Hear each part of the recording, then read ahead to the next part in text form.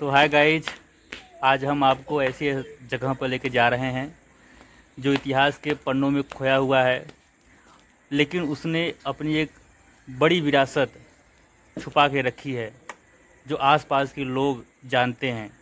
यहाँ के दंत कथाओं में और लोक कथाओं में वह प्रचलित है। तो मैं बहुत दूर दूर तक जाता था घूमने के लिए, तो मेरी वाइफ कहती थी कि आप अकेले चले जाते हैं और मुझको लेके नहीं जाते हैं।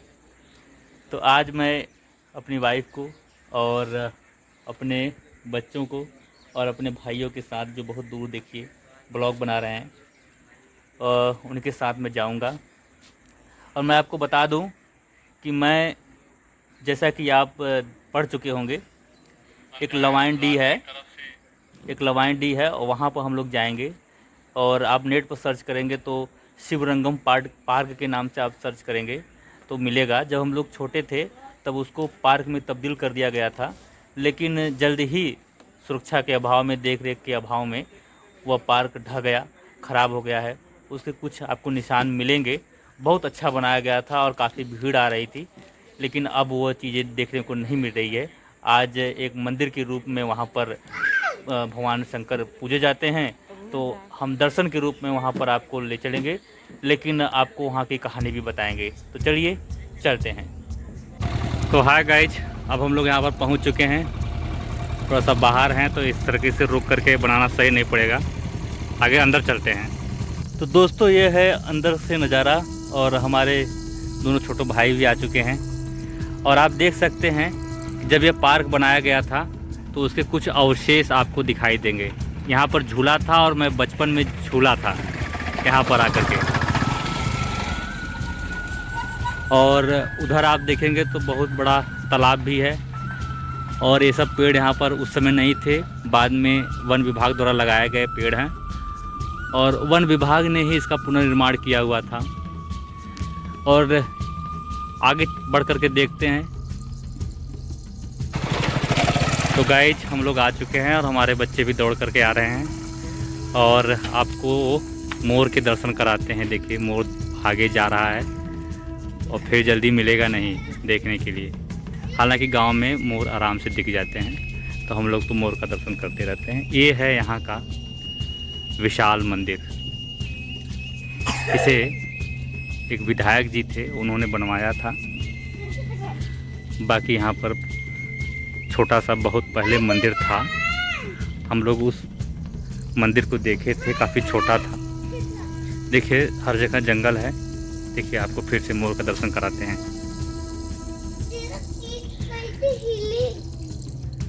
तो जब आप यहाँ पर आएंगे, यहाँ पर आने का अगर मान लीजिए मौका आपको नहीं मिल पाता है, तो हम आपको बता देते हैं कि यह सेवापुरी ब्लॉक में, जो वाराणसी ज़िले में पड़ता है, और लवाइन डीह के नाम से जाना जाता है।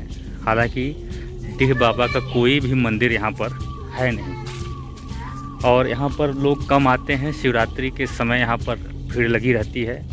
आसपास के गांव के लोग यहाँ पर पूजा पाठ के लिए आते हैं।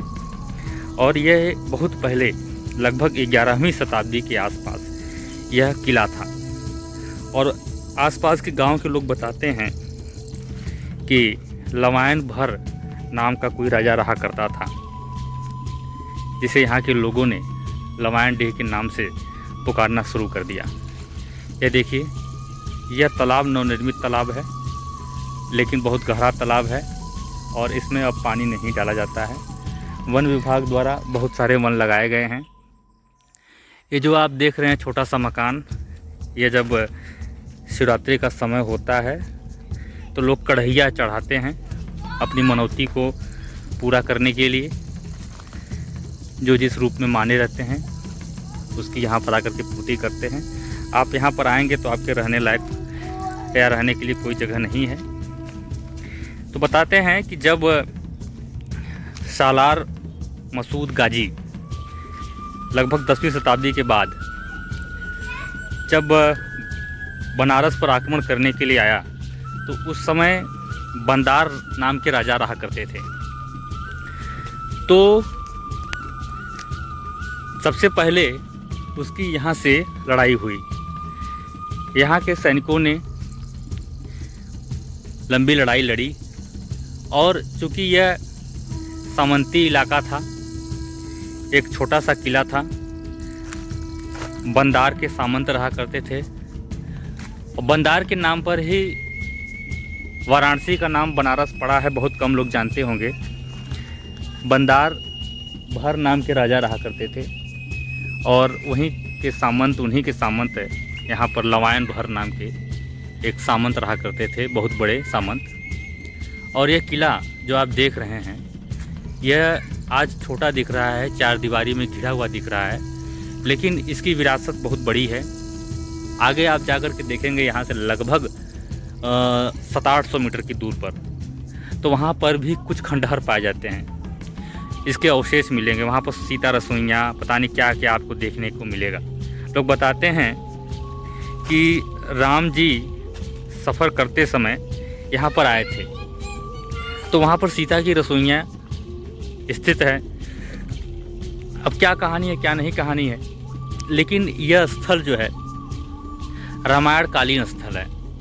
और आसपास जितने भी आज गांव बसे हुए हैं, यह बहुत दूर से आए हुए गांव हैं, और वही लोग हैं जिन्होंने यहाँ पर आकर के, जो सालार मसूद गाजी जब इस रास्ते से गुजर कर बनारस पर आक्रमण करने के लिए जा रहा था, तो यहाँ के सामंत को, जिसके पास बहुत बड़ी सेना थी, हराने के बाद आगे बढ़ा। उसके बाद कुछ दूसरे लड़ाकू इधर आए और यहाँ के खजाने को, जो बचा हुआ था, उसको लूटने के बाद यहाँ से निकल गए। अब आपको दिखा दें, पहले यहाँ पर पंडित जी रहा करते थे। जो आप सामने घर देख रहे हैं, वो घर में रहा करते थे, लेकिन सारे समय नहीं हैं। अगर मुलाकात होगी तो हम उनसे भी बात कराएंगे। ये जो आप कुआं देख रहे हैं, इस कुएं में बताया जाता है कि कुछ खजाने छुपे हुए हैं। मैंने आपको बताया होगा शायद, या नहीं बताया, कि यहाँ से 3-4 लोगों को खजाना मिला है। और ये कोई ऐसे ही मैं नहीं हाँक रहा हूँ, ये वास्तविक बात है। और एक को तो मैं जानता भी हूँ, जो आज इस समय काफ़ी ज़्यादा समृद्ध हैं। देखिए, वन विभाग यही है वन विभाग लवायन डी पौधशाला। आसपास कोई दिख नहीं रहे हैं, लेकिन शायद इस पौधशाले में कोई है जिसकी साइकिल यहाँ पर खड़ी है। और अंदर जाने का कोई मतलब नहीं है, उन लोगों को द्वारा बोया हुआ, लगाया हुआ जो पौधा है, उसी की देखरेख करने के लिए आए होंगे। तो सारी चीज़ें अब बदल गई हैं समय के साथ, कुछ भी पुराना नहीं रह गया है, सब नए ही नए हैं।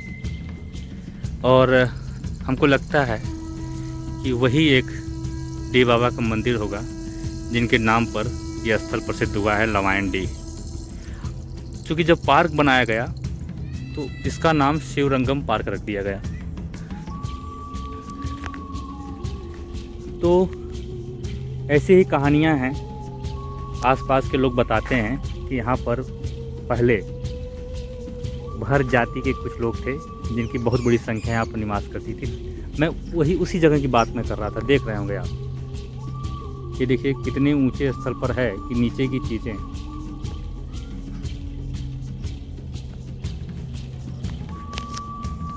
कितनी ढलान पर आपको दिखाई दे रही होगी। और वही वो स्थान है जो इस स्थान से जुड़ा हुआ था। और चूँकि बहुत दूर है, हम जूम करके आपको दिखा रहे हैं। वहाँ पर सीता रसोइयाँ, और हम लोग तो वहाँ पर कभी गए नहीं, बचपन में भी जाने का अवसर नहीं मिला।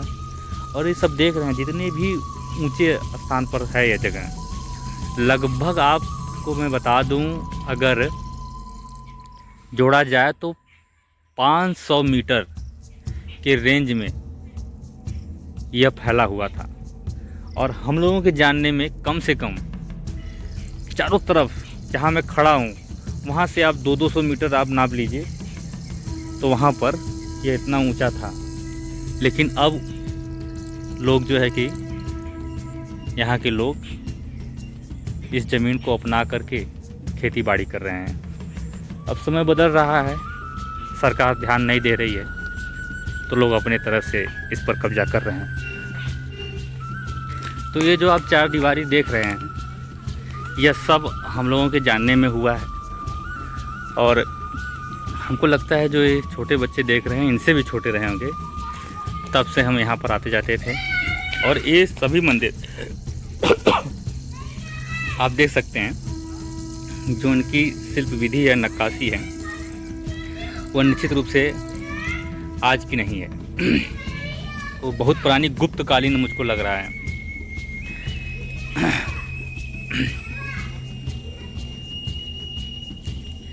यह बजरंगबली की छोटी सी मूर्ति।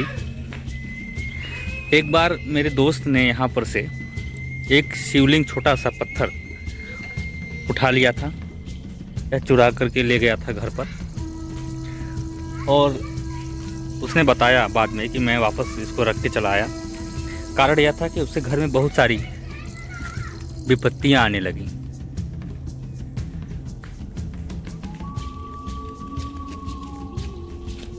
देखिए वो सांप दिखा दे, देखा सांप, ये हुआ है, शायद अब चला गया।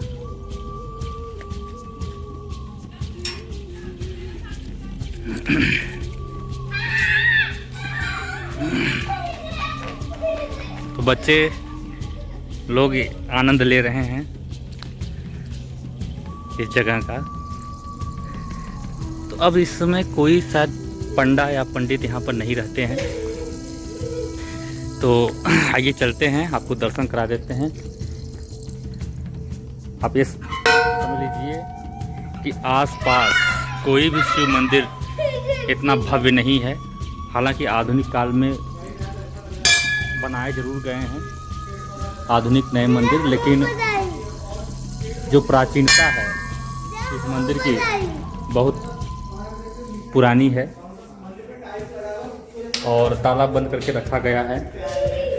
और ऐसा प्रतीत हो रहा है कि सुबह में लोग दर्शन करने आए होंगे।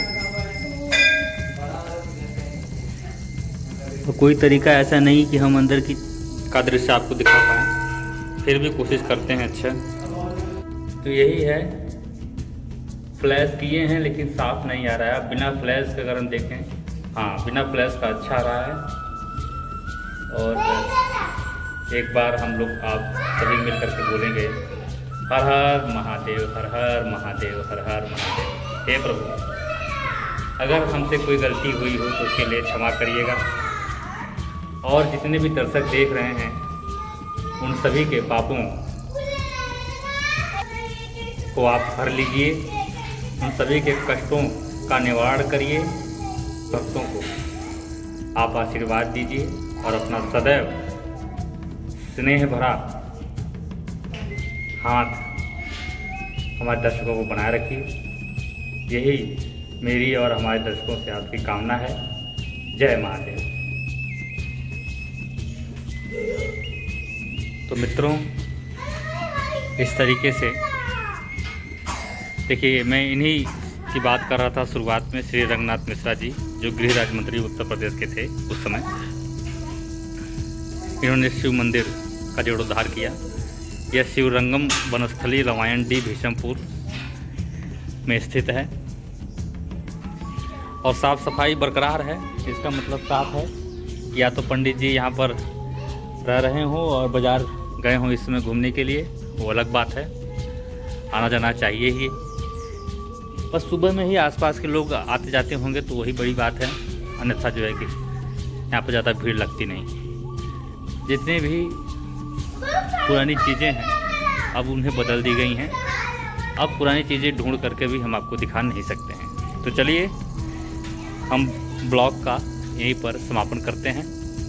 आशा करते हैं कि आपको ये जानकारी अच्छी लगी होगी। और कभी अगर शिवरात्रि के समय यहाँ पर आपको आना पड़े तो आप आइएगा ज़रूर।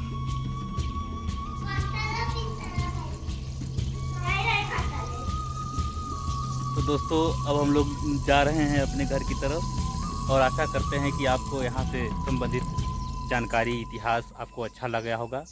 और हमारी वाइफ कुछ शूट कर रही हैं, शॉर्ट्स ब्लॉग शूट कर रही हैं, और सारे वो बच्चे भी शॉर्ट्स ब्लॉग ही शूट कर रहे हैं। सभी लोग ब्लॉगिंग करते हैं और हम भी ब्लॉगिंग करते हैं। हमारा देखा देखी सब लोग शुरू किए थे और आज हम ही पीछे हैं, और इस नाते पीछे हैं कि आप लोगों का सपोर्ट थोड़ा सा कम मिल रहा है। लाइक कम आ रहे हैं, कमेंट कम आ रहे हैं, सब्सक्रिप्शन कम आ रहा है। तो दोस्तों, अगर आप अंत तक वीडियो देख रहे हैं, आपको इंटरेस्टिंग लगा है, तो प्लीज़ आप सब्सक्राइब करके जाइएगा और लाइक भी कर दीजिएगा, कमेंट भी कर दीजिएगा। तो ये देखिए शॉर्ट्स बन रहा है।